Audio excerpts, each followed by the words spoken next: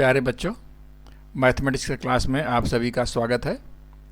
तो हम लोग आज परसेंटेज से संबंधित कुछ इम्पॉर्टेंट ट्रिक्स के बारे में अध्ययन करेंगे।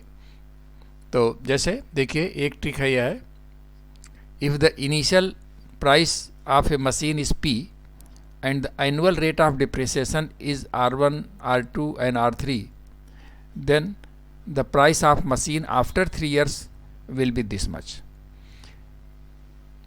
कोई मशीन 3 साल कोई मशीन खरीदी गई,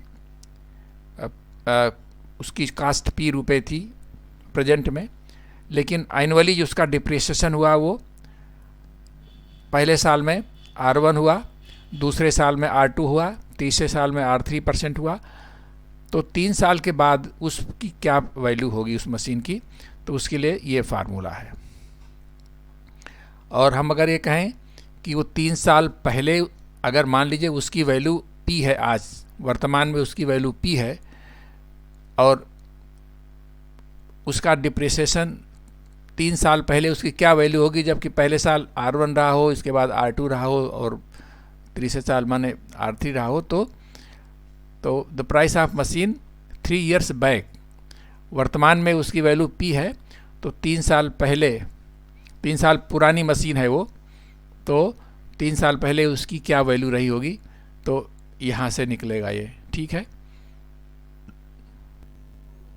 तो बच्चों, इसी पर आधारित अब हम कुछ एग्जाम्पल्स लेते हैं।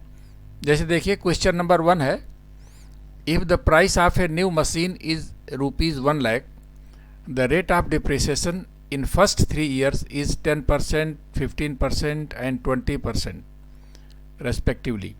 What will be the price after 3 years? ठीक है। तो देखिए, इसको उसी जो ट्रिक हमने ऊपर बताया है उसी ट्रिक पर आप इसको रख दीजिए। तो क्या हो जाएगा, price of the machinery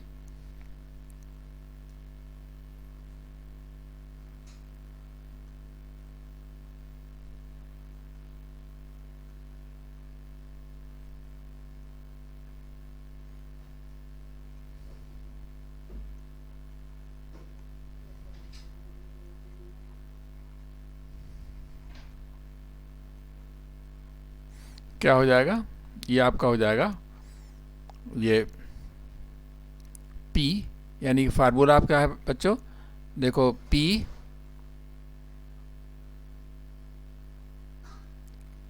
one minus R1/100, 1 minus R2/100 and 1 minus R3/100, जहाँ R1, R2, R3 क्या है, rate of depreciations first, second and third year. तो अब यहाँ पर वैल्यू रख दीजिए। P हमारी मशीन जो थी, नई मशीन 1 लाख रुपए की थी। ठीक है।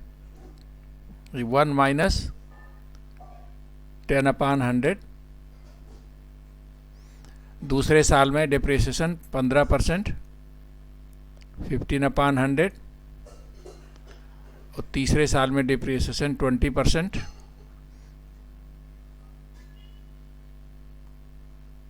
20/100।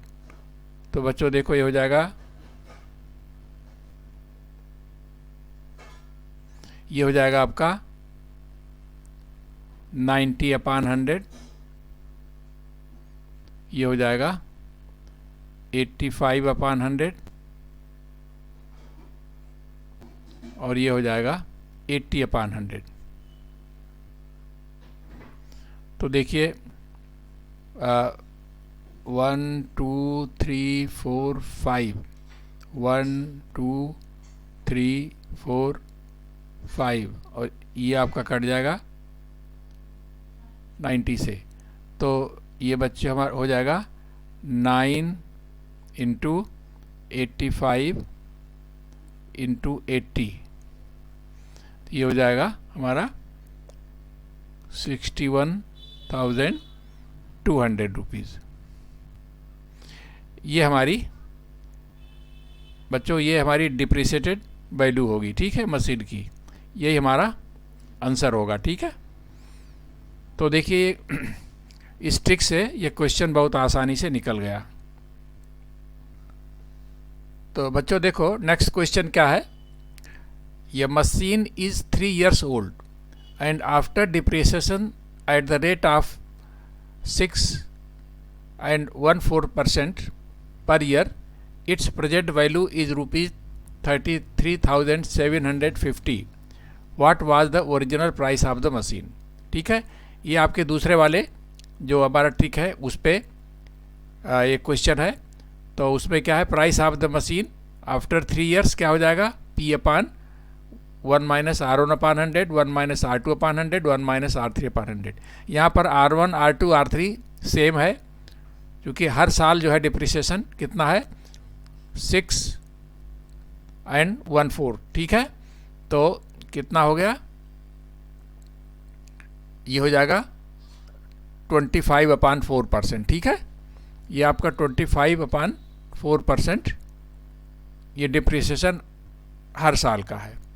तो अब यहाँ पर देखिए R1 R2 R3 सेम है, तो ये वैल्यू हो जाएगी 1 माइनस 25/4 इंटू 100, यानी कि 1 माइनस 1/16, 15/16। अब इसमें आप रख दीजिए, क्या हो जाएगा देखिए।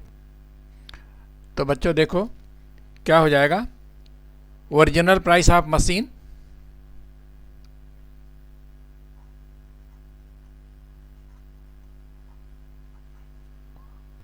original price of machine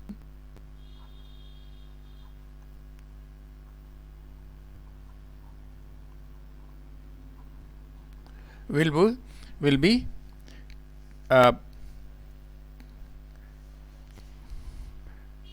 P अपान 15/16 का क्यूब। तो क्या हो जाएगा बच्चों, देखो P हमारा कितना दिया हुआ है 33,750 अपान ये हो जाएगा 15 इंटू 15 इंटू 15 और ऊपर हो जाएगा बच्चों 16 इंटू 16 इंटू 16। तो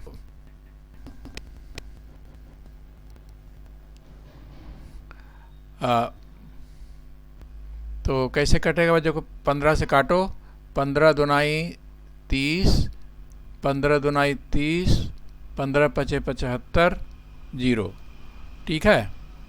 अब फिर 15 से काटो, क्या हो जाएगा, 15 करने 15, 7 22, 15 पचे 75 ये, और फिर 15 से काटो तो हो जाएगा 10।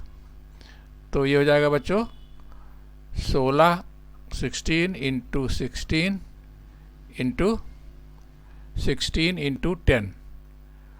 तो इसको आप गुणा करोगे तो क्या हो जाएगा 40960।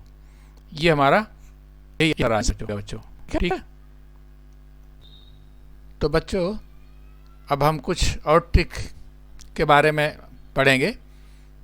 तो जैसे एक ट्रिक यह है, if the present population of A town is P and it increases by R1, R2 and R3 respectively in first, second and third year, then the population after 3 years will be this much, ठीक है।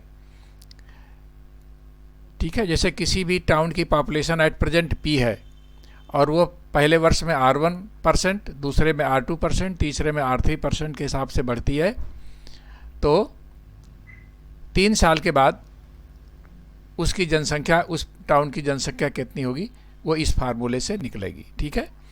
तो इसमें rate of जो increase है वो same नहीं है, ठीक है। पहले में R1 है, दूसरे में R2 है, तीसरे में R3 है, ठीक है। तो चलो इस पे हम कुछ क्वेश्चन करते हैं।